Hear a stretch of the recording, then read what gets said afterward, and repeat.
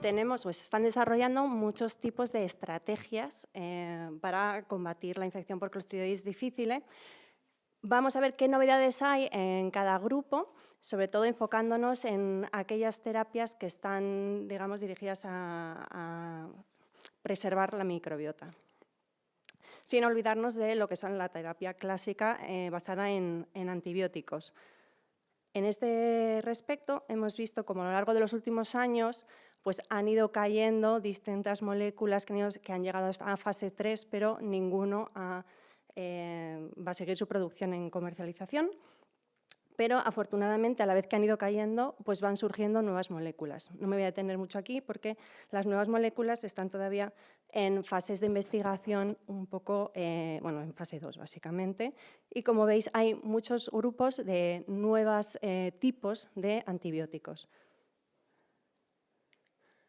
Para ahorrar un poco de tiempo, nos vamos a centrar en las novedades que han ido surgiendo en las terapias basadas en microbiota, que es donde ha habido los grandes avances en los últimos años.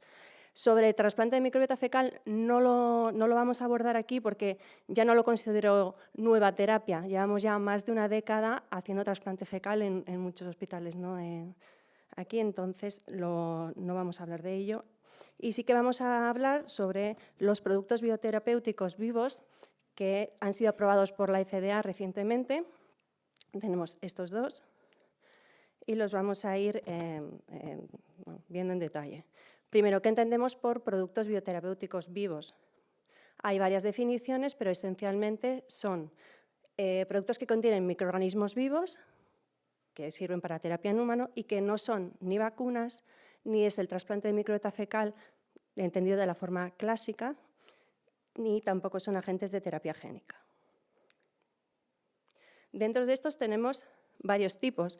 Los derivados de donante, que serían los que se asemejan más a lo que es un trasplante de microbiota fecal, que están basados en heces completas, el cual es Rebiota, que es el primer producto que ha sido aprobado por la FDA. Yendo un paso más allá, tenemos derivado de donante también, pero tiene un procesamiento con el que conseguimos una colección más seleccionada de bacterias, que sería el tratamiento de Boast. Y otro paso más allá, todavía no están aprobados por la FDA, pero tenemos ya lo que son consorcios bacterianos no derivados de donante, ¿no?, sino producidos en el laboratorio. Este es el primer producto que se aprobó, se asemeja bastante a un trasplante de microbiota fecal, es una suspensión para uso rectal, pero tiene que cumplir con unas condiciones, con esa composición y una cantidad determinada de bacteroides, que es un poco lo que está en el límite entre trasplante de microbiota fecal y este producto.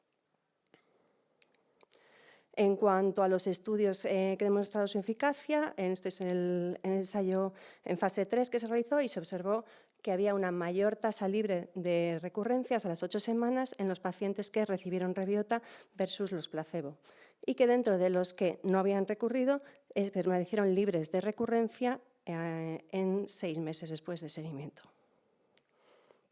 Y en cuanto a los ensayos de seguridad, este estudio recoge los 5 ensayos clínicos que se han realizado con este producto y, como podéis ver, la tasa de acontecimientos adversos no es muy diferente entre el placebo y el producto. Sí que es verdad que algunos de los acontecimientos adversos graves ocurrieron de mayor frecuencia en el grupo de Rebiota, pero la mayoría eran asociados más bien a la propia infección por Clostriditis difficile o una condición preexistente. No se encontró ninguna infección documentada o que se trazase a lo que es el producto y los datos de seguridad pues, fueron consistentes a lo largo de 24 meses. El siguiente producto que fue aprobado, que este ya es un tratamiento encapsulado en forma oral, es conocido como Boast o antes era el SER-109, que se trata de una suspensión de esporas bacterianas. Lo que decíamos, es derivado de donante, pero tiene un tratamiento previo en el que lo que hacemos es eliminar las bacterias esporuladas y nos quedamos solo con esporas del filo Firmicutes, que tienen que estar presentes en esas cantidades que veis ahí.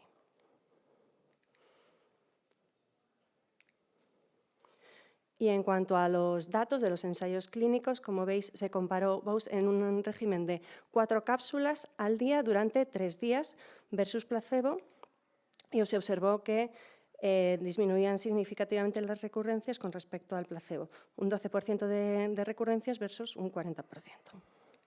Y en cuanto a datos de seguridad, pues parecido al anterior producto, una proporción comparable entre placebo y el producto. La mayoría eran de origen, de naturaleza leve, sobre todo trastornos gastrointestinales, y no se encontraron efectos adversos graves relacionados con SER109. Esto es otra corte de ensayo que recoge los fracasos del anterior y lo junta con el siguiente ensayo y, por abreviar un poco, pues lo mismo, tiene un buen perfil de seguridad en este sentido.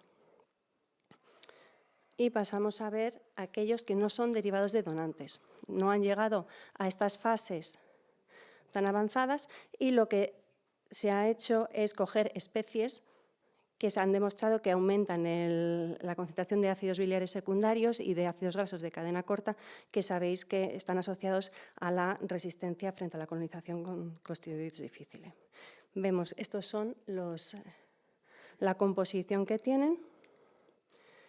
Está fabricado pues, bajo condiciones de buenas prácticas de fabricación y tienen que tener una composición de estas características. De cada una de las especies, esta concentración, 8 especies.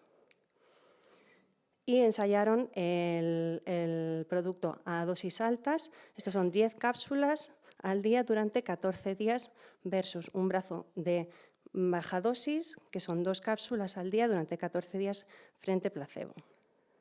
Y que lo que observaron fue que en el brazo de las dosis elevadas pues había significativamente menos recurrencias que en los otros dos, ¿no? En la dosis baja y en el placebo, un 13,8% versus un 37,45%. Este producto pues, va a seguir va a evolucionar a ensayos de fase 3.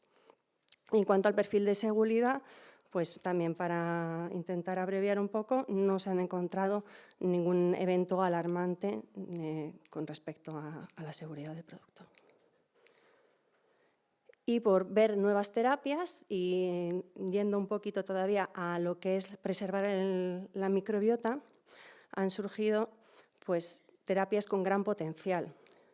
Para los que no se acuerdan a estas horas ya, los bacteriófagos o fagos son virus que infectan las células bacterianas y que les caracteriza que tienen un rango muy estrecho, es decir, que pueden limitar su infección a una sola especie, incluso a una sola cepa o tipo de cepa dentro de una especie concreta, lo cual para la infección por Clostridium difficile es muy interesante, ¿no? El preservar la microbiota. En ese sentido, hay publicaciones ya de hace bastante tiempo en modelos in vitro en los que se ha visto que se reducía significativamente el número de células de Clostridium difficile, también la cantidad de toxinas, sin afectar a otros miembros de la microbiota intestinal. Pero lo que se ha visto también es que no era capaz de matar a todas las células porque hacía ciclos lisogénicos, es decir, que insertaba parte de su material genético en la bacteria y no se lisa, lo cual hace que las bacterias que quedan sean resistentes a una nueva infección. Y esa sería la gran pega. Se han descrito varios fagos que infectan Clostridium difficile, pero parece que todos tienen elementos que parecerían asociarse al control de la lisogenia, es decir, que van a hacer también ciclos lisogénicos. ¿Por qué pasa esto? ¿Por qué creemos que sucede esto? Porque el genoma de Clostridium difficile tiene ya bastantes inserciones de profagos y parece que lo hacen resistente. Y además, al ser un microorganismo esporulado, esto también parece que se refavorece esta relación de lisogenia. Por lo que parecería una buena alternativa, pero hasta ahora no se encuentran fagos que sean completamente líticos. Ya han surgido más estudios que también se han hecho ya en modelos animales, pero no hay resultados en humanos en este sentido todavía. Y yendo un paso, digamos, antes de que suceda la infección por Clostridium difficile, que hay de algunas terapias que han surgido que diríamos que son inhibidores de antibióticos. Antes de que se produzca la infección por Clostridium difficile, vamos a ver si podemos evitar que se produzca ese primer paso de disbiosis, como cuando, por ejemplo, damos un antibiótico. En este sentido, está esta molécula, rivaximasa, que es una beta-lactamasa que se administra por vía oral y está diseñada para administrarse a la vez que se da un tratamiento antibiótico betalactámico intravenoso, y lo que consiste es que esa betalactamasa degrade a nivel local en el intestino las moléculas de antibiótico para que no produzca esa disbiosis. Esto se ha ensayado en estudios de fase 2 con buenos resultados. Se redujo la incidencia de clostriditis difícil en comparación con el placebo en pacientes que recibían antibiótico por infección del tracto respiratorio superior. Estaba planteado un fase 3, pero desde que se publicó no ha salido nada más. Pero sí que lo que he encontrado es un estudio, en este sentido un fase 1 de la misma molécula, pero en vez de frente, digamos, para clostriditis difíciles, para prevenir la enfermedad Injerto-Huésped en receptores de trasplante de precursores hematopoyéticos, que, como sabéis, también tiene una relación bidireccional con clostriditis difícile. Otra molécula que sería un inhibidor de antibiótico es el DAP132, que es un poquito más rudimentario, es una preparación de carbón activo que también lo que haría sería absorber ese, digamos, exceso de antibiótico para que no ejerciese esa acción a nivel local en la microbiota intestinal. Se completaron tanto los ensayos de fase 1 y fase 2 con éxito y se planificó un fase 3, pero por desgracia la compañía quebró y no parece que haya una nueva compañía que haya cogido este producto y lo esté desarrollando. Pero bueno, es una molécula que está ahí.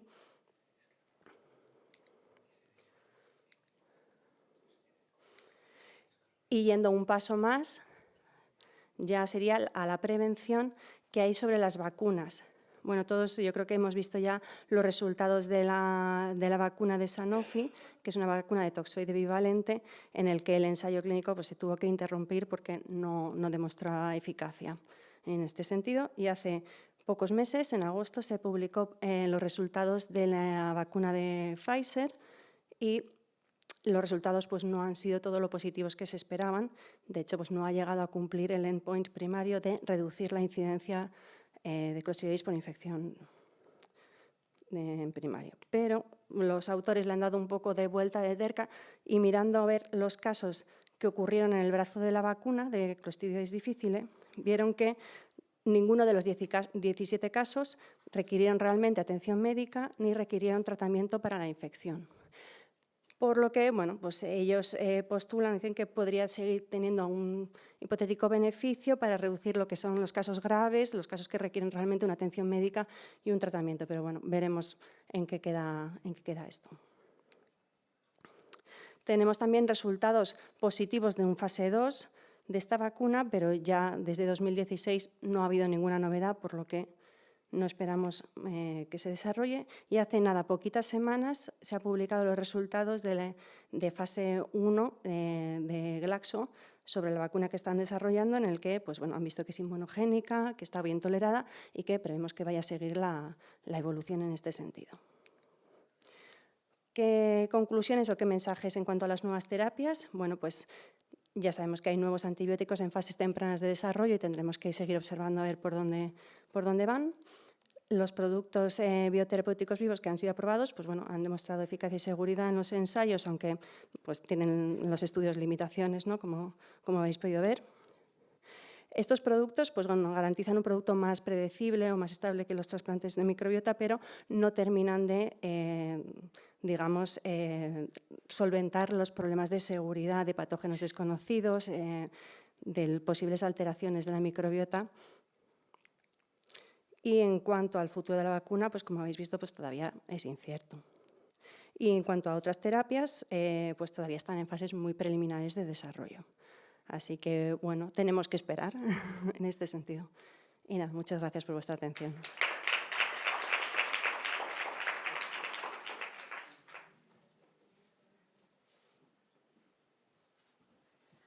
Muchísimas gracias, Elena. Fantástica puesta al día. Pues nada, ya pasamos a Javier y nos vas a explicar cómo predecir las recurrencias, ¿no, Javier? Ya verás. Bueno, voy a intentar también ir bastante sintético para recuperar un poquito de tiempo. ¿No se está proyectando? ¿Ahí? Ahora sí. Este es un poco el guión que os he preguntado, que os he presentado, es por qué es importante predecir, bastante obvio, modelos predictivos clínicos, la inteligencia artificial nos va a ayudar, no nos ayuda, biomarcadores y si realmente la pregunta es quién va a recurrir.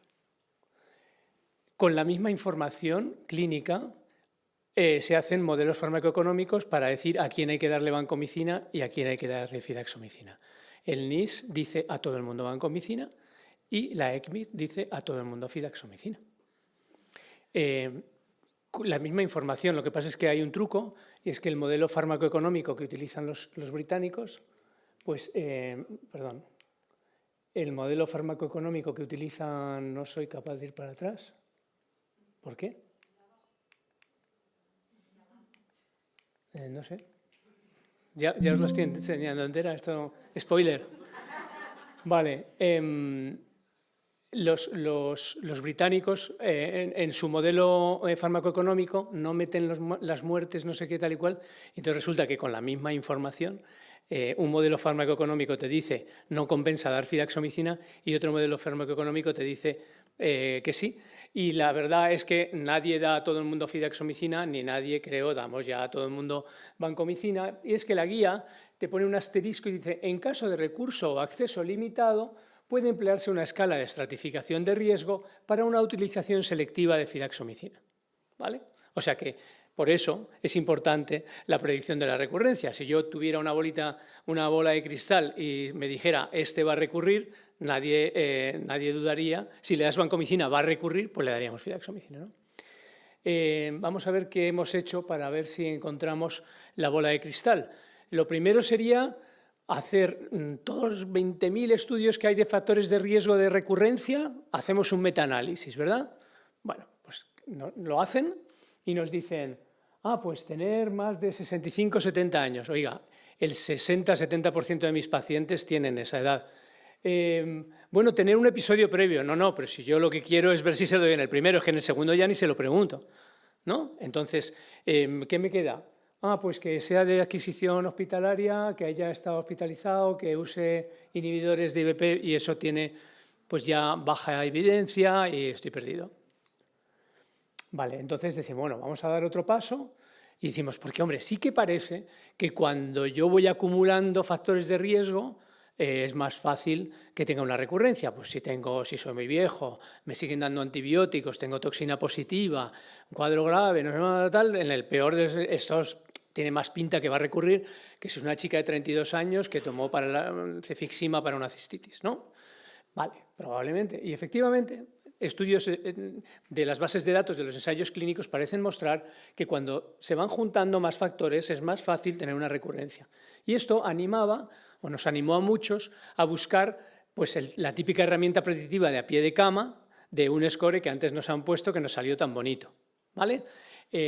No vengo a hablar de mi libro, no os preocupéis, como dicen. Y entonces, pero veis que claro, cada modelo, de los 8 o 9 que se publicaron, pues miraba cosas diferentes, encontraba cosas diferentes. Esto ya te empieza a mosquear un poco, dices, porque pero todos se encontraban en la edad, prácticamente todos, pero unos, pues la creatinina, otros si había estado en la UBI, otros si cefalosporinas, otros, veis que varía.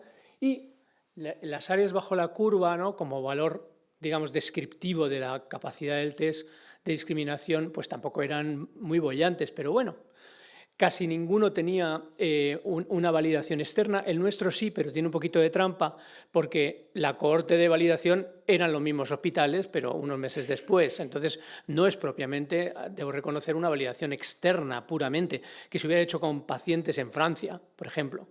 Entonces, esto no lo hicimos. Y efectivamente, hay gente que se ha puesto en otros países, ha cogido nuestra escala y otras y ha dicho a ver cómo les funciona y no les funciona.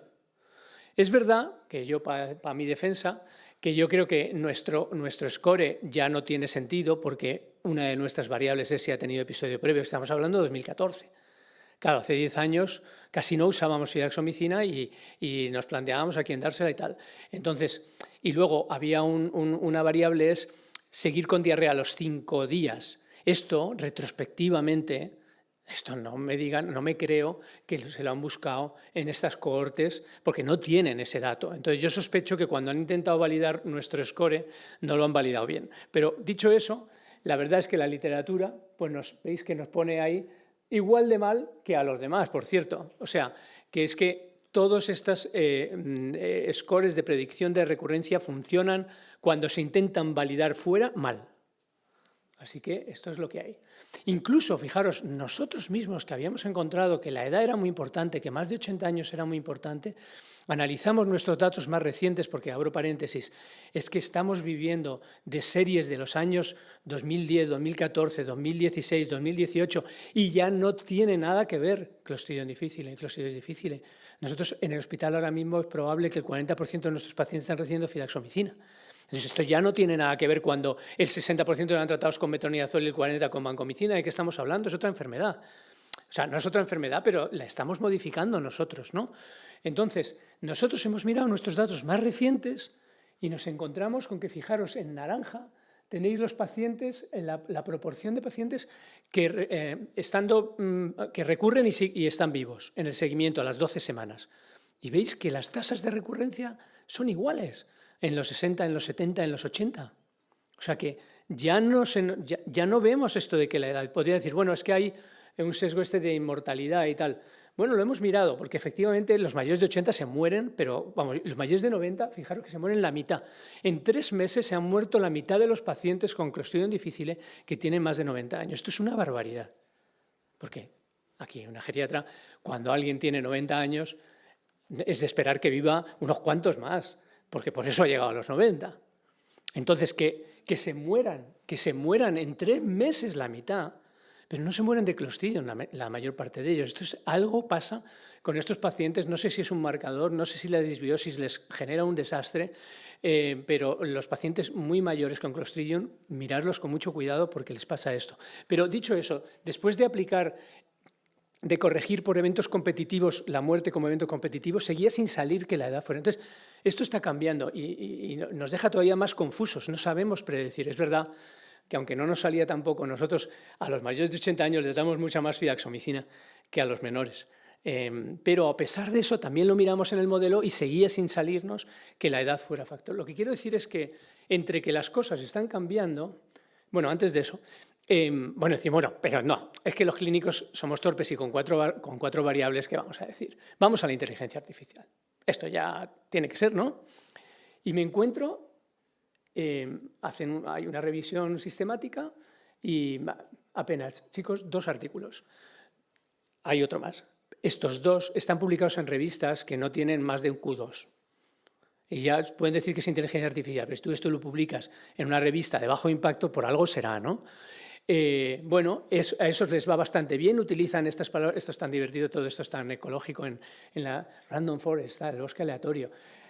Bueno, pues veis, utilizan, pero veis, estamos 2009-2013, es que esto ya no son estos pacientes, ¿no? Y entonces utilizan 25 variables y les sale bastante bien, ¿eh? Les sale bastante bien, pero esto no se vuelve a saber. Los autores no vuelven a publicar nada de este y queda, como yo creo, como un ejercicio casi intelectual.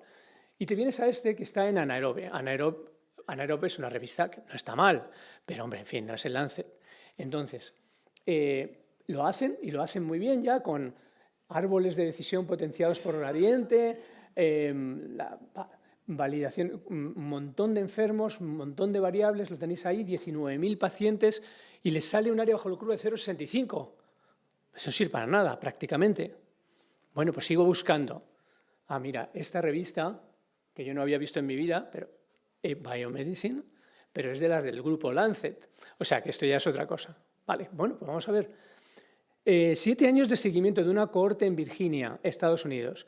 Investigan la predicción. Aquí dicen, vamos a mirar todo, tanto la mala evolución a shock, UCI, mortalidad, colectomía, o sea, estos van fatal, y los que recurren. Ya me parece que es un poco un error de planteamiento porque seguramente las variables, pero bueno, ellos luego lo analizan.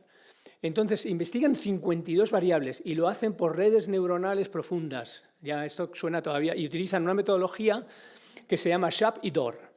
¿Vale? Entonces yo, como no sé lo que es esto, le pregunté a ChatGPT, porque ¿a quién le voy a preguntar si no qué es SHAP y qué es DOR?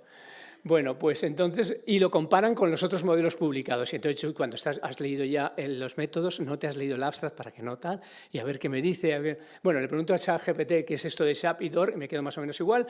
Y como no tenemos mucho tiempo, pues si queréis lo leéis, pero bueno, simplemente es como que no solamente te da el modelo y te funciona así de bien, sino que te permite como ver lo que hay detrás del modelo, qué variables son más importantes, y es un poco como para que tú mismo como usuario puedas como jugar con esto, elegir unas, elegir otras. Entiendo que va de esto, pero nos lo saltamos porque es lamentable. Vale, la predicción de la mortalidad, de que se haga colectomía y vayan muy mal y se mueran, es buena. Claro, pero yo no necesito la inteligencia artificial para saber que un paciente que viene chocado tiene 86 años, un lactato de 5 y una procalcitonina de 10 y está con 8 de sistólica, probablemente se muera. ¿Me entendéis? Y esto es claro, usted dice, mira, si está hipotenso, tiene el lactato alto, le han puesto banco y metronidazol desde la urgencia, claro. Y además tiene leucocitosis, ya sé que eso no necesito a la inteligencia artificial, eso lo aprendo yo como médico clínico, veo a los enfermos y lo aprendo bien rápido. Al primero que has visto ya no se te olvida. Así que eso, vale, y le sale estupendo. Área bajo la curva, 0,82. Vale, pero dicen, y a ver cómo nos funciona todo este mogollón de 10, no sé cuántos mil pacientes para la predicción de la recurrencia. Y aquí tenéis, ¿veis allí cómo los rojos y los azules se separan bastante, se van a la derecha, se van a la... Eso es que esas variables son potentes en el modelo. En las de abajo están juntas. Los rojos y los azules, esto es el SHAP, ¿vale? Los rojos y los azules están juntos, no hay dispersión, es que predice muy mal, predice solo un poquito mejor que aquello de las 4 variables que hacíamos nosotros. No sirve. La inteligencia artificial no sirve para esto, no sirve. ¿Por qué? Porque esto no es que esto, o sea, a poco que uno lo piense, dice, las cohortes de las que disponemos, incluso estas, son antiguas. Los tratamientos están cambiando la realidad, o sea que yo necesito algo de los pacientes de ayer, no de los de hace una década. En la recurrencia influyen variables que cuando yo estoy viendo al paciente el primer día o al segundo, van a cambiar. Yo no sé si le van a dar antibióticos una semana después. Yo no sé si va a estar en un sitio que está lleno de esporas y la habitación no la han limpiado. Yo no sé muchas cosas de ese paciente, como qué le van a pasar en el día 8, en el día 14, en el día 23. O sea que ya de entrada me parece que eso es difícil. Y luego la epidemiología local puede ser muy variable, las cepas, o sea que esto no tiene pinta de que ningún modelo así nos vaya a sacar de pobres, ¿no? Y además es que las variables clínicas no pueden capturar, creo yo, no tienen por qué capturar fenómenos biológicos. Mirad lo que hacen nuestros colegas de oncología con el cáncer. O sea, ya pueden estar mirando variables predictivas de si esta mujer va a tener el cáncer de mama. No, ¿qué miran? Biomarcadores. Y toma las decisiones con los biomarcadores, de lo que le van a dar, de lo que no le van a dar, y se tiene que hacer una mastectomía profiláctica, ¿no? Vamos, yo de esto no sé nada, pero lo que uno oye, ¿no? Biomarcadores. Entonces, vamos a los biomarcadores. Y yo, cuando trato a un paciente con vancomicina, por ejemplo, yo podría tener biomarcadores del primer día, de los primeros días, que me podrían hacer decidir que le pongo fidaxomicina o lo que venga desde el principio, o darle uno de estos bioterapéuticos vivos que se dan más bien después. Es decir, lo ideal sería poder decir desde el primer día a quién le tengo que dar lo que sea. Biomarcadores del principio. Podría tener biomarcadores de a la mitad del tratamiento, ya me serían menos útiles porque, oye, pero por ejemplo para vedlotoxumab o para mañana si viene otro fármaco inmunomodulador, podría servirme porque todavía puedo tomar esa decisión de una terapia adyuvante a mitad del tratamiento, como hemos hecho con vedlotoxumab. O finalmente, puede que tenga el biomarcador al final, ¿vale? Ya al final del tratamiento, y esto solo me serviría, claro, ya le he dado el tratamiento, esto solo me serviría para dar una prevención de la recurrencia, ¿no? Por ejemplo, esto es el VE303 o el SERES o el tal. Bueno, entonces me pongo a buscar. Y me encuentro varios artículos, hay muchos más. Yo os traigo 2 o 3 cositas rápidas. Dawkins de Microbiome es una revista buena, potente, y dice: los metabolitos intestinales predicen la recurrencia de Clostriditis difficile. O sea, es enunciativo, o sea, ¿veis? Joder, tú te lees ya solo el título, es tremendo, ¿no? Esto ya está. los metabolitos. Entonces, ellos cogen, fijaros, ya empezamos mal, 53 pacientes, 36% de recurrencia, bueno, ya me parece un poco alto, pero bueno. Y les hacen muestras fecales pre y post tratamiento y hacen análisis del microbioma y del metaboloma. Entonces, rápidamente, el análisis del metaboloma, una semana después del tratamiento, me he saltado la del microbioma, bueno, el metaboloma cambia, pero lo detectan tarde. Ellos pueden ver esos cambios a la segunda semana después de terminar el tratamiento. Pues no sé si esto me va a ser útil para la toma de decisiones. Y es que eran al revés, bueno, y el microbioma también cambia. ¿Ves? La diversidad de microbioma se recupera más lentamente en los pacientes con recurrencia. También es lógico, ¿vale? Al fin y al cabo, el metaboloma no es más que la expresión de la consecuencia del microbioma que tú tienes. O sea, que me están diciendo lo mismo. Pero lo que veo en estos gráficos es que esas diferencias, ¿veis? Es semana 2. Eso es semana 2 post-tratamiento. ¿Vale? O sea, que es un poco tarde. Pero bueno, vamos a seguir buscando. Y entonces este grupo es un grupo muy potente. La doctora Jessica Allegretti, que trabaja en Boston, me parece, y es digestóloga. Y ellos tienen una línea de trabajo en Clostridium muy potente y publican muchas cosas de estas, ¿no? Entonces tiene también una corte de 56 pacientes y les hacen las muestras al final del tratamiento y luego semanales. Recurren también el 36%. Pero la mayor parte de ellos recurren muy rápidamente. Son estos pacientes que te dicen, mira, doctor, terminé con la vancomicina y a los 3 días ya estoy. Hay algunos pacientes que son así, otros recurren mucho más tarde. Pero estos son muy interesantes porque son como los que más te preocupan, ¿no? Y entonces miran la actividad hidrolasa de las sales biliares en las heces y las trayectorias de las concentraciones de diferentes ácidos biliares en el tiempo en las heces. Entonces, ¿qué se encuentran? Pues se encuentran, ¿veis las gráficas de arriba? Esa es la actividad hidrolasa, es la raíz cuadrada de los días. Joder.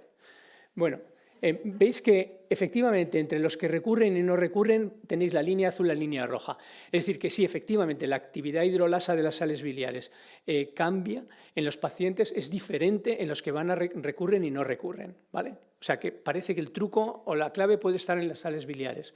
Cuando miráis no sé si tengo puntero, no, ya la he liado. Ya. ¿Y cómo podemos ir para atrás? No sé. Gracias. ¿Alguien me lo está haciendo? Es que no sé cómo voy para atrás.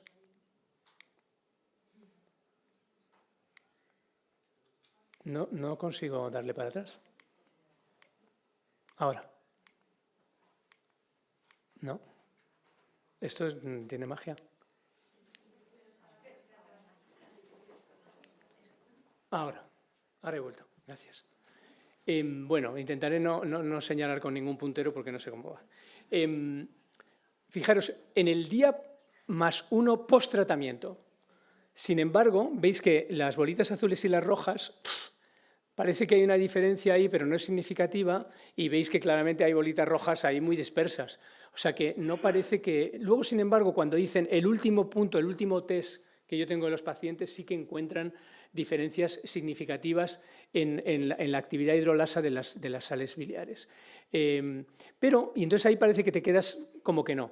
Pero luego aquí en la derecha, que tienen la determinación de un montón de sales biliares diferentes, veis que hay unas a la derecha y otras a la izquierda, unas protectoras y otras que aumentan el riesgo, según tengas más estas sales biliares en las heces, aumentan o disminuyen el riesgo de que tengas recurrencia.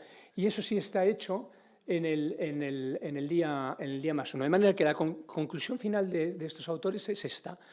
Ellos dicen, frente a la metagenómica, que representa el potencial funcional de los microorganismos, la metabolómica muestra el punto final de las relaciones microbio-huésped. Por tanto, es lo que nos interesa. Y dentro de eso, la recurrencia podría considerarse como un fallo en la recuperación de la funcionalidad de la metabolización biliar de las sales enterohepática. Y encuentran 5 ácidos biliares en las heces cuya medición al final del tratamiento sí podría ayudar a predecir la recurrencia con una bajo la curva de entre 0,8 y 0,7. O sea, bastante bien, 0,73. Y entonces ellos dicen que estos hallazgos abren la puerta a que, trabajando en el tema de las detecciones de ácidos biliares en las heces, al final del tratamiento podamos encontrar algunos biomarcadores y diseñar alguna prueba rápida que te permitiera, el paciente termina el tratamiento, al día siguiente le hago en una muestra de heces la detección del ácido, no sé cuantitos, y ahí le doy el SER109, el V303 o el tal. Irían por ahí los tiros, aparte de que, por supuesto, esto abre también la puerta al diseño de terapias basadas en el metabolismo de los ácidos biliares dentro de la patogenia de Clostridium difficile, que parece que está muy relacionado. Y si hay algún friki de la bioquímica que quiera leerse esto, yo no me lo voy a leer, porque es espectacular el artículo donde te describe todas las rutas metabólicas y tal de los ácidos biliares y su relación con Clostridium difficile, y si es el huésped o es el microbio, y cómo inhibe o cómo aumenta la producción de toxinas, etc. Bueno, es un mundo increíble, ¿no?, de lo que hay de conocimiento en este sentido. Entonces, y termino, pero a lo mejor es que la pregunta no es esta, porque yo no quiero tanto saber quién recurre, sino quiero saber quién tiene unas graves consecuencias de su recurrencia. Yo puedo tener una recurrencia y tener una infección muy leve que no requiere ingreso, o en el otro extremo puedo tener una recurrencia y morirme. Entonces no es igual, obviamente. Y lo que más determina el impacto de todo esto, la diferencia está en la hospitalización. O sea, si tengo que hospitalizarme o no, porque pues lo que importa son las consecuencias, no tanto. La recurrencia importa, sin duda, pero lo que más importa es la hospitalización por la recurrencia. Y en ese sentido, me lo paso rápidamente, este artículo ya desde 2015 que cuantificó bien que tener Clostridium incrementa mucho el riesgo de recurrencia y que la recurrencia se asocia a... Perdón, que tener recurrencia a Clostridium incrementa mucho el riesgo de reingreso. Eso es una obviedad. ¿Esto lo habéis mirado vosotros recientemente? Para que, si queréis tener una magnífica revisión de todo lo que tiene relación con los costes de Clostridium, el paper de Elena y su grupo, ¿no?, que está publicado hace apenas, no sé, un mes o 2 meses. Lo acabo de encontrar. Entonces veis que en diferentes países europeos están analizados los costes, todos los estudios que hay. Pero bueno, números redondos, y también por vuestro grupo en el que hemos colaborado, coste de una recurrencia que se hospitaliza en España, 10.800 euros. Es mucho dinero. Y en España, y no solo en España, también en Italia, el gasto fundamental que desencadena Clostridium difficile es la hospitalización, más que cualquier otra cosa. Por tanto, es donde tenemos que mirar. ¿Quién va a reingresar por culpa de Clostridium difficile? Y los franceses han mirado un poco esto, ya no se han fijado tanto en recurrencia, sino en recurrencia que reingresa. Y veis que más o menos números redondos, porque hay muchos datos aquí en la tal, es que aproximadamente el 15% de los pacientes con Clostridium en Francia en el 2015 reingresaban con este diagnóstico codificado de clostridioides en los 3 siguientes meses. De esos que reingresaban, a su vez, un 22%, pero ya es un 22% del 15%, por tanto, del 14%. O sea, al final es un 15% de los pacientes reingresan con Clostridium en el hospital. Y eso es mucho dinero, porque ya solo un 15%, pero cada uno son 10.000, 11.000 euros. Entonces, investigar quién va a reingresar es mucho más fácil que investigar quién va a recurrir. ¿Vale? O sea, quiero decir que yo creo que eso sí que tiene mucho más que ver con factores meramente clínicos. Bueno, pues los más mayores, los más inmunodeprimidos, los que tienen enfermedad renal, esto van a ser las comorbilidades y la fragilidad de los pacientes, obviamente. Y eso para terminar. Esto es importante para elegir los fármacos, ¿no? Pero vuelvo a mi intervención de antes, y para otras cosas. Hay otras maneras que no son farmacológicas de reducir el riesgo de que un paciente reingrese. Y nosotros lo acabamos de medir, bueno, indirectamente y con todas las críticas que se quiera. Nosotros hemos mirado qué pasa en un hospital de la Comunidad de Madrid que no tiene un programa de pro a Clostridium difficile y qué pasa en el nuestro. Entonces, es un hospital que lo hace bastante bien, aunque no tiene centralizado, digamos, la atención a los pacientes. Es verdad que es una población muy diferente. Ahí lo tenéis, el Hospital B, son pacientes más mayores, pero menos complejos, con menos comorbilidades. Por tanto, es verdad que las poblaciones no son iguales. Ellos dan menos fidaxomicina, pero al final tienen las mismas recurrencias. Es una población tan diferente que es muy difícil hacer esta comparación. Pero, en cualquier caso, con un índice de recurrencia similar, que es el 14%, a ellos les reingresan el 70% de esas recurrencias. A nosotros nos reingresan el 30% de esas recurrencias. De manera que globalmente a nosotros nos reingresa el 6% y a ellos les reingresa el 12%. ¿Vale? Del total, me refiero. ¿Vale? Del total de pacientes que tienen Clostridium, a ellos les reingresan el 12%, a nosotros nos reingresan el 6%. Nos reingresan la mitad, ¿por qué? Porque nos llaman por teléfono. Y le digo, tráigame una muestra. Ay, que yo no puedo, ¿qué tal? Pero ¿me la puede traer su hijo? Sí, pues su hijo me la trae. Y al día siguiente, o ese mismo día, que venga por la receta de fidaxomicina. E incluso en el mismo día, yo le digo, tráigame la muestra. Le doy la receta para que no tenga que venir 2 veces. No empiece el tratamiento. Yo le llamo mañana. Y ahora ya le llamo, no empiece, traiga las pastillas al hospital otra vez que son muy caras. O le digo, empiece con el tratamiento. Es que una visita de un familiar que puede ser por la tarde, a las 7 de la tarde, está abierta farmacia, está abierto el laboratorio, no tienen ni que verme, ¿me entendéis? Se pueden simplificar los procesos y conseguir estas cosas, ¿vale? Bueno, pues estas son un poco mis reflexiones, que las tenéis ahí para ganar tiempo, os las leéis en un momento.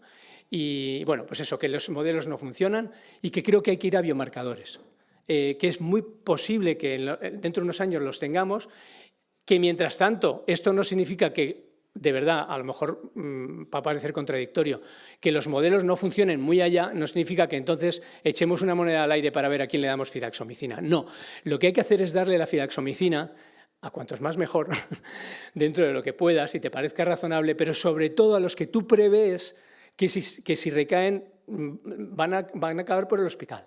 Este es el mensaje fundamental nuestro y eso es sobre todo a la gente mayor. Vale.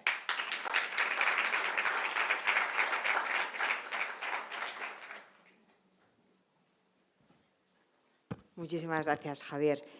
Perdonadnos por el retraso que llevamos, pero os animo a que os quedéis a esta charla, que seguro, como siempre, Bruno Gonzálezón pues va a ser brillantísimo, como es él, y a Bruno le hemos pedido que nos haga un cierre estelar sobre la importancia del One Health y si estamos comiendo nuestros filetes y nuestras ensaladas Clostridium o nuestros pets nos contagian el Clostridium, o bueno, habla de lo que tú quieras, que seguro que lo harás muy bien. Muchas gracias.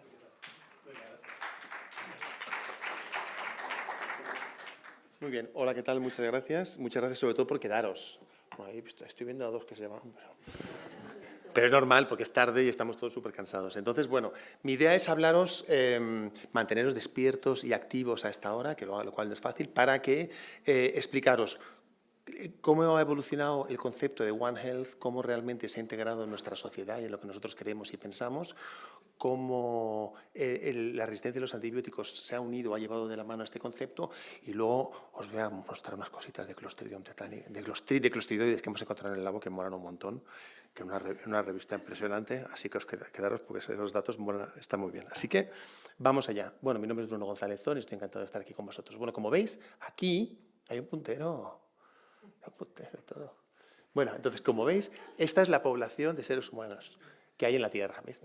Esta es la población. Entonces, como habéis visto, en un momento dado, de repente hemos empezado a ser un montón de seres humanos en la Tierra. ¿Por qué? Para resumir, ¿por qué? Por 3 motivos. 1, la potabilización del agua. 2, aparición de vacunas. 3, antibióticos. Entonces, nuestro éxito sanitario nos ha llevado a este desastre ecológico, que todo el mundo puede ver que esto ecológicamente es un desastre. Somos demasiados. Ahora, ¿quién decide ahora quién sobra? A mí después de la Dana se me ocurren 2 o 3 candidatos, pero no, esto no se graba. En fin, pero no voy a decir quién es. Bueno, la cuestión está en que cada ser humano de todos estos no viene solo. Cada ser humano está colonizado externamente y internamente por miles de millones de bacterias, como todos sabéis. ¿Por cuántas bacterias? Por tantas bacterias por gramo de contenido intestinal como seres humanos hay en toda la Tierra. Toda la Tierra 8.000 millones y cada gramo 8.000 millones, 8.000 millones, 8.000 millones, 8.000 millones, 8.000 millones. Entonces, los grandes campeones de los seres humanos, de la vida en la Tierra son las bacterias que han colonizado todos los ecosistemas de la Tierra y que además han colonizado todos los animales de todos los ecosistemas de la Tierra. No hay ningún animal que no esté colonizado externa e internamente completamente por bacterias. Así que, como os digo, no somos nosotros los que realmente dominamos la vida en la Tierra, sino que son las bacterias que han colonizado toda la Tierra no pacíficamente, se han estado unas produciendo antibióticos y otras intentando defenderse de esos antibióticos. Y esta guerra es la que lleva ocurriendo en la Tierra durante muchísimo tiempo. Esta bacteria quiere colonizar este ecosistema y estas otras quieren colonizar también este ecosistema. Y por lo tanto hay unos mutantes, estas bacterias están aprendiendo las de fuera a resistir al antibiótico producido por esta. ¿Cuánto tiempo lleva ocurriendo esto en la Tierra? Más o menos desde que tenemos vida en la Tierra, desde hace más o menos 3.500 millones de años. O sea, desde hace 3.500 millones de años tenemos en la Tierra la guerra de bacterias y microorganismos que producen antibióticos y otras bacterias que están intentando defenderse y sobrevivir a esos antibióticos. Es decir, que no hay nada más natural en la Tierra que la guerra de la resistencia a los antibióticos. Y Fleming se dio cuenta cuando su placa se le contaminó aquí, vio que cerca de su hongo, esos Staphylococcus aureus crecían muy mal, exactamente aquí sus Staphylococcus aureus, lejos de la placa crecían muy bien. Esta es la placa original de Fleming, ¿no? Entonces dijo, quizás este hongo produzca algo que haga que mis estafilos crezcan mal, y con eso revolucionó completamente la historia de la humanidad. Todos los procesos quirúrgicos, casi todo lo que hacemos en nuestros hospitales, incluido cancer treatment, etcétera, todo es posible gracias a que los antibióticos funcionan. Tenemos la mejor organización nacional de trasplantes del mundo, hay que sacar pecho de vez en cuando, gracias a que realmente los antibióticos funcionan y funcionan perfectamente. Y hemos utilizado los antibióticos en humanos, animales y en medio ambiente, y la realidad es que todas esas bacterias y todos esos antibióticos salen luego activamente a través de heces y a través de orina al medio ambiente, se mezclan en el medio ambiente y forman cócteles de bacterias súper resistentes, mezclándose las de los animales, las del medio ambiente, las de los hospitales, las de la población, y con eso se forma un súper macroecosistema de bacterias produciendo un mixes genéticos para que haya resistencia a los antibióticos. ¿Estamos controlando la resistencia a los antibióticos? Sabemos que no. Todos estos mapas los conocemos del ECDC, avanza inexorablemente y algo estamos haciendo mal. Y lo malo es que, a pesar de que en los países desarrollados todavía tenemos más o menos control del consumo de antibióticos, el uso de antibióticos en el mundo está aumentando enormemente. Estamos construyendo hospitales en África, estamos construyendo hospitales en Latinoamérica.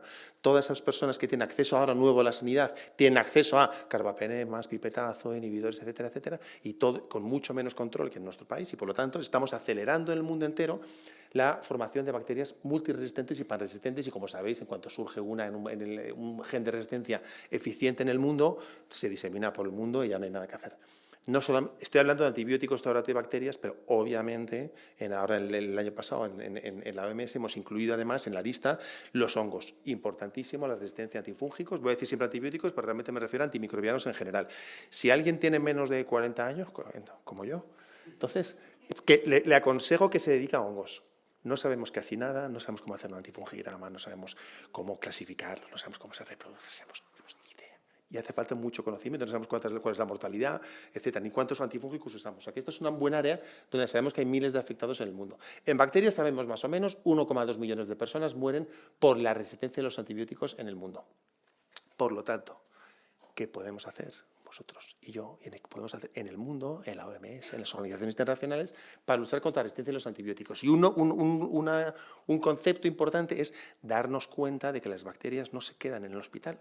Las bacterias salen del hospital y colonizan miles de ecosistemas. Y ese concepto por el cual nosotros, todos los que trabajamos con microorganismos, tanto en sanidad animal como en el medio ambiente y como en medicina humana, debemos de coordinarnos, y farmacéuticos, etcétera, coordinarnos para intentar frenar ese consumo de antibióticos y prevenir las infecciones. Antes estábamos, como se dice en inglés, stuck in the blame game, que es no hablábamos unos con otros porque todo el mundo se acusaba a otros. No, yo en mi hospital lo hago todo bien, pero mira al veterinario cómo da los antibióticos a los cerditos, y el otro, sí, yo doy antibióticos al cerdito, pero el farmacéutico no pide la receta. Bueno, estábamos en un ciclo ahí metidos donde nadie hacía caso a nadie. Pero eso ya podemos con ello, y en Europa, como os digo, que es el sitio donde mejor hacemos One Health y mejor hacemos antimicrobial resistance, o sea, resistencia a los antibióticos, estamos reduciendo el uso de antibióticos en animales, y en humanos estamos intentando controlarlo más o menos bien, pero se está reduciendo. ¿Es verdad que las bacterias afectan a los animalitos y los animalitos se ponen enfermos? Sí. aunque criemos nuestros hijitos en un piso pseudoestéril en Madrid, al final acaba teniendo una infección bacteriana. O sea, es inevitable en un ser vivo, en un mamífero superior, inevitable que haya una infección bacteriana de vez en cuando. Y lo mismo le pasa a los animalitos. Aunque les tengas en las granjas súper estériles, como tú quieras, al final acaba habiendo una conjuntivitis purulenta, acaba habiendo una herida, acaba habiendo un absceso idiopático. Sí que sí, hay que tratar con los animales con antibióticos igual que nos tratamos a nosotros. La realidad es que, como somos ahora conscientes de que estos antibióticos y estas bacterias fluyen entre humanos, animales y medio ambiente constantemente, menos mal que muy tarde, al final, hemos firmado el cuadripartito ahora en el 2022. Eso es que la OMS, la FAO de Agricultura, la Organización Mundial de Sanidad Animal y el United Nations Environmental Program, o sea, el Programa de Medio Ambiente de Naciones Unidas, hemos firmado un cuadro, un paraguas por el cual trabajamos todos y todos tenéis que saber lo que es el cuadripartito. Todo el mundo debe saber qué es el cuadripartito. Todas las enfermedades del mundo las estamos abordando ahora desde el punto de vista de que la salud del ser humano no es dependiente de la salud del ser humano, es directamente dependiente de la salud del medio ambiente y de la salud de todos los seres vivos. ¿Por qué hemos tardado tanto? Porque al final hay gente que hasta que no ha visto COVID no se ha dado cuenta de que esto es importante. Un virus en un murciélago en China. Bueno, pues eso hace 10 años la gente decía, vamos a ver, lo que hay que hacer es dinero para clasificar bien los clostridioides en el hospital, pero déjate de virus en China, y resulta que el virus de China, del murciélago, ha tenido mucho más efecto. O sea que realmente el medio ambiente y lo que ocurre por ahí acaba siendo y también es importante. ¿Cuándo ha empezado a cristalizar esto en Europa? Pues cuando organizamos una red europea que se denominaba médicos y veterinarios trabajando conjuntamente. Entonces es la primera vez en Europa que se ha hecho y es la primera vez que empezamos a ver esto de aquí a la izquierda. Empezamos a buscar por primera vez bacterias emergentes hospitalarias, es decir, Clostridium, Carbapenemasas, etcétera, etcétera, pero en lugar de buscarlas en hospitales, empezamos a buscarlas en alimentos, en medio ambiente y en animales y el ser humano. Y esto fue en el año 2004. Entonces, en este concepto de One Health, entonces prácticamente no existía, estaba empezando, pero hoy día ya todo el mundo, incluso esta gente, ha aceptado que el concepto de One Health es importante. Entonces, en las reuniones de Naciones Unidas, etcétera, etcétera, que tenemos, One Health es importante y tenemos que colaborar todos conjuntamente para luchar contra la resistencia a los antibióticos. Y la legislación europea ya está bajo el paraguas de One Health. O sea, One Health, que es una salud, no es una moda que parece que hay un carro, la gente se sube, tal. No, realmente sabemos que es importante, la legislación es irreversible y todos tenemos que tener en cuenta que el medio ambiente y los animales son esenciales para preservar la salud del ser humano. Los planes de investigación que estamos haciendo, este es el plan de investigación mundial para el año 2025-2032, también está exclusivamente dedicado a One Health, porque, como os decía antes muy bien, las bacterias y los antibióticos que damos a humanos, animales, etcétera, pues pasan a las aguas residuales pasan al mar, en el mar hay unos pececitos, parece una canción, en el mar hay unos pececitos, los pececitos se beben esas bacterias y sabemos que la gente que pesca las bacterias de los ríos en la India cogen directamente bacterias intrahospitalarias que están en esos pececitos y se los comen en el mercado. O sea que realmente es cierto que en los ríos contaminados las bacterias intrahospitalarias resistentes a carbapenemas pasan directamente al plato de las personas. O sea que este ciclo es importante que lo tengamos en cuenta y la realidad es que el mundo está lleno de bacterias y de antibióticos y de bacterias multiresistentes. Es cierto que las bacterias pasan directamente de los animalitos a los seres humanos. Sí, es cierto. Esto es salmonela, que no tenemos muchos casos de mortalidad aquí, pero hay muchos en el mundo. Todavía más de 75.000 personas mueren por salmonela. Y hablo de salmonela entérica, no hablo de salmonela tífica, de salmonela entérica. En el 100% de estos casos, las bacterias pasan directamente del intestino de un animalito al intestino nuestro. ¿Vale? Es un animal contaminado que tiene salmonela y que eso pasa directamente al ser humano. O sea que hay un flujo de plásmidos, genes de resistencia y que la consecuencia de cada animalito tratado implique que cada persona también tiene esa resistencia a los antibióticos. Hablo de resistencia a antibióticos, pero obviamente también se transmiten miles de enfermedades. El 60% de las enfermedades infecciosas del ser humano son zoonóticas, el 60%. Al menos el 75% de los patógenos infecciosos en el ser humano emergentes son de animales, incluido HIV, incluido influenza, incluido ébola, todos son de origen animal, y cada año surgen 5 nuevas enfermedades, 3 de ellas son de animales. O sea que realmente los animales son un pool genético impresionante de enfermedades nuevas, etcétera, etcétera. ¿Es igual esta transmisión en todas las partes del mundo? No, y eso es muy importante tenerlo en cuenta. A veces leemos cosas y decimos, fíjate, los animales se transmiten directamente de los pollos a no sé cuántos. Pues efectivamente a este señor sí.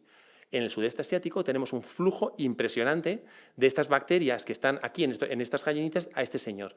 ¿Qué ocurre en Europa? donde la seguridad alimentaria es alta, donde ninguno de vosotros ha tocado una gallina en los últimos... en vuestra vida. Pero tenemos esto. La mitad de los europeos vive, convive, sobrevive y se entrelaza con su mascota. Entonces, ¿aquí hay flujo de bacterias aquí? Obviamente, cualquier microbiólogo sabe que aquí hay un flujo brutal. Y nosotros hemos encontrado clones intrahospitalarios, típicos clones intrahospitalarios de UCI, Klebsiella, SSD11, etcétera, etcétera, en perritos en Madrid. Es decir, que hay un flujo. Sales del hospital, curado, pero colonizado con tu bacteria de la UCI, que puede ser un Clostridium, te vas, juegas con tu perrito, el Clostridium intrahospitalario está en el perrito se va a visitar al abuelo, a la residencia, y en la residencia el Clostridium va para ahí. O, no, estoy en la UCI, me voy a morir, lo último que quiero es que me visite mi perro, que lo estamos haciendo. Entonces viene el perro y igual lleva el Clostridium de la residencia de ancianos a la UCI, o a lo mejor coge el Clostridium del paciente de la UCI y luego lo reparte en la familia. Entonces, no quiero señalar a nadie, pero realmente tenemos que saber que esas cosas tienen implicaciones en salud pública, les estamos intentando ver. Esto, por ejemplo, es un mini ejemplo que vimos en Italia. Yo flipé en Italia, de repente me dice un tío, tenemos altos niveles de resistencia en perritos a carbapenemas y pipetazo. Y le dije, es imposible, o sea, es que no sabéis hacer los antibiogramas. Me manda todas las cepas y las secuenciamos, etcétera, etcétera, todas las bacterias resistentes a pipetazo porque utilizan pipetazo y carbapenemas sistemáticamente en todo perro hospitalizado, que está prohibido. Entonces, claro, incluso en Italia, fijaos la fuente que hay de bacterias súper resistentes a antibióticos, que las hemos secuenciado, los mismos plasmidios que tenemos en nuestros hospitales, mismas mutaciones, todo eso como fuente, supernúcleo de algo que puede contaminar. Entonces, esto realmente tenemos que frenarlo en el mundo. Esto lo representa con inteligencia artificial, que a mí sí me gusta, no como a Javier. Entonces, ocurren cosas fuera de los hospitales, ocurren cositas. Sales y ahí estás diseminando tus bacterias, etcétera, etcétera, y esto es un poco lo que tenemos que empezar a entender, hasta qué punto los clostridioides que este señor sale del hospital, entra en la residencia, juega con su perrito, juega con su nieto, hasta qué punto eso es importante, lo que estamos intentando ver. Esto no os quiero aburrir, pero como os veo que me estáis escuchando, os lo voy a contar. Hay muchos ecosistemas distintos. Un ecosistema es Ghana, África, donde llevo trabajando más de 20 años. África. En África hay hospitales. En los hospitales se utilizan antibióticos de último recurso. En las aguas residuales de los hospitales que nosotros hemos mirado, aguas residuales, hay 10 a la 5 bacterias resistentes a carbapenemas por mililitro. 10 a la 5 por mililitro. 10 a la 5 por mililitro. En las aguas residuales. Y tú dices, no te vengas arriba, porque las aguas residuales tampoco es para tanto. Pero las aguas residuales en Ghana son estas. Son aguas superficiales con un contacto directo con la población. Entonces hay un flujo directo, probablemente sea de los cócteles más impresionantes que hay. Pues los hemos secuenciado, hemos descubierto carbapenemasas nuevas. Fíjate, una nueva, anda otra nueva, porque se van generando ahí en un puzzle genético y luego eso, la lista, o sea, la carbapenemasa que dé menos costo biológico, que se transmite mejor, etcétera, es la que luego coloniza el mundo. Y por último, como os habéis quedado, os voy a contar nuestra superhistoria de clostridioides que tenemos en una revista estupenda. Otra historia.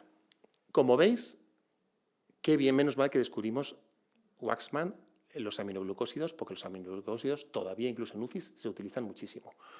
Las bacterias resisten aminoglucósidos bastante.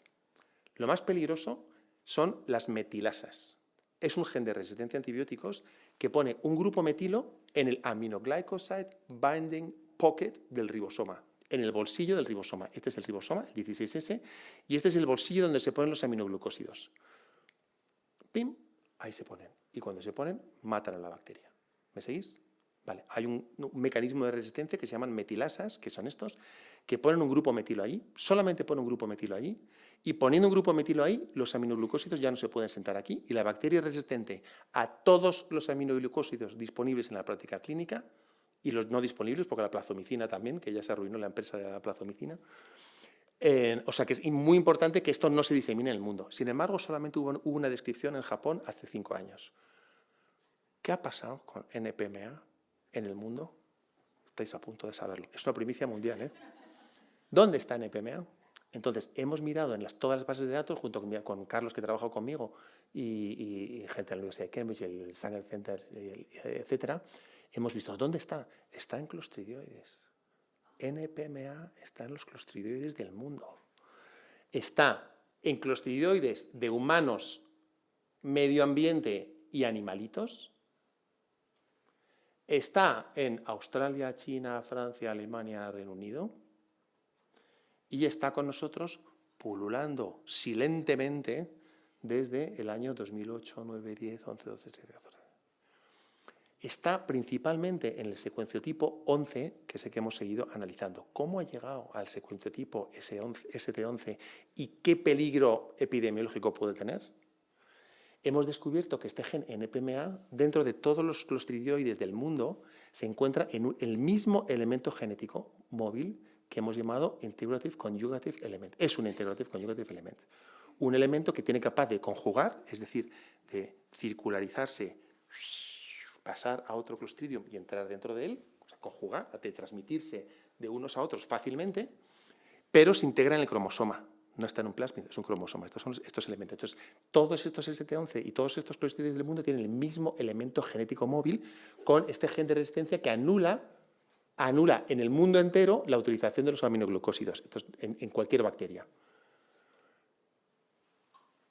Entonces dices, vale, se ha diseminado aminoglucósidos, a lo mejor no es tan importante. Lo peligroso es que nos hemos encontrado en un hospital en Utrecht, con mi amigo Rob Williams, que es ahí jefe de servicio, hemos visto enterococos resistentes a vancomicina que habían captado del clostridioides todo este IC, este elemento genético móvil. Y de repente tenemos bacterias que pululan fácilmente por todos nuestros hospitales con un nuevo elemento genético móvil, que es esta ICE, este Integrative Conjugative Element, con este gen de resistencia a antibióticos que, diseminándose entre enterococos y de ahí a otras bacterias gram positivas y a otras bacterias gram negativas, va a completamente anular la posibilidad de que podamos utilizar clínicamente en el mundo ningún aminoglucósido. Así que ¿veis hasta qué punto es importante que controlemos bien la epidemiología de los Clostridium? Porque no solamente ellos pueden producir enfermedad, sino que a bajas dosis, como veis, pueden ser donadores y diseminadores a nivel mundial de nuevos mecanismos de resistencia a los antibióticos que anulan completamente la utilización de antibióticos en la práctica clínica. A pesar de todo esto, soy optimista. No nos vengamos abajo. Pero realmente es grave esto que estamos viendo y enseguida lo podéis leer. Entonces, creo que realmente las bacterias y la resistencia de los antibióticos, desde un punto de vista de una salud que ahora tiene más importancia que nunca. La prevención, como hemos dicho, es muy importante, y no solamente las vacunas. Esto es un informe que publicamos ahora en octubre en la OMS. La vacunación es muy importante, no solamente la clásica de niños, sino que realmente podemos reducir mucho el consumo de antibióticos en la población mayor, realmente, y en la vacunación en población mayor. En los cálculos que hemos hecho, si utilizamos las vacunas que tenemos actualmente, ya no digo nuevas, que tenemos actualmente, podemos reducir un 22% el consumo de antibióticos en el mundo. Dentro del concepto de One Health estamos incluyendo el cambio climático. El cambio climático cambia completamente todos los vectores, todos los mosquitos, tal, de repente nos están invadiendo. Recuerdo muy bien como mis colegas alemanes, soy medio alemán, mis colegas alemanes me decían, menos mal que aquí no tenemos dengue, aquí no tenemos leishmania, aquí no tenemos tal. Leishmania en el sur de Alemania es endémica, ahora, endémica. Y es porque el flebotomo ahora sube tanto la temperatura que los flebotomos de estar en el sur de Europa, ahora resulta que están en Alemania, en Suiza, en el lago Constanza. Entonces, toda la epidemiología de las enfermedades vectoriales está cambiando, aparte de la capacidad de multiplicarse de las bacterias, que también cambia con el cambio climático. Dentro del concepto de One Health actual, incluimos también los objetivos de desarrollo sostenible. Es muy importante que lo empecemos a tener en cuenta, y ya sé que cuesta, pero debemos luchar contra clostridioides, pero también tenemos que tener cuidado con descarbonizar nuestros hospitales. Nuestro sistema sanitario está súper carbonizado y tenemos que empezar a utilizarlo. ¿Cuál es el equilibrio de empezar a usar menos plásticos, pero a la vez tener un máximo control? No es fácil, pero es algo en lo que tenemos que empezar a pensar. Obviamente hay soluciones que son impresionantes y que en muchos sitios no se implementan lo suficientemente bien. Lavado de manos con los PROA, tenemos que utilizar antibióticos un poco más antiguos de los que tenemos para preservar un poco los nuevos. Muy importante el diagnóstico rápido, se ha hablado antes. El diagnóstico rápido cuando se traduce en acción clínica. Porque es verdad que los microbiólogos nos obsesionamos un poco a veces con la velocidad y luego resulta que cuando quieres que eso se traduzca a un cambio en tratamiento o algo, resulta que nadie se atreve a cambiarlo, que hasta el lunes por la mañana espérate, tal. Entonces hay que evaluar muy bien qué técnicas implementamos bien. teniendo en cuenta la cadena de retroceso y de retroalimentación. Y no siempre la PCR de 2 minutos es la más importante, a lo mejor es otra, porque realmente tiene que haber ese flujo. Eso es muy importante evaluarlo antes, porque si no te dicen, si ya te dio 1 millón de euros y no ha cambiado nada, claro, no ha cambiado nada porque tú haces tu supersecuenciación con el GeneTyper, pero como no llega al clínico, al final eso no tiene efecto en clínica, entonces es importante. Bueno, este concepto de trabajar juntos, yo creo que todos lo conocemos, creo que es esencial. Hay muchos silos donde estamos trabajando, pues el silo de medio ambiente, el silo intrahospitalario, el silo de asistencia primaria. Y hay muy poca cooperación entre estos. Entonces, que realmente la idea dentro de este concepto de One Health es que tengamos estos puentes, y este es el último concepto de One Health de 2024 que yo defiendo. Estamos hablando solo porque nos gusta y nos conocemos y hablamos el mismo idioma de profesiones sanitarias.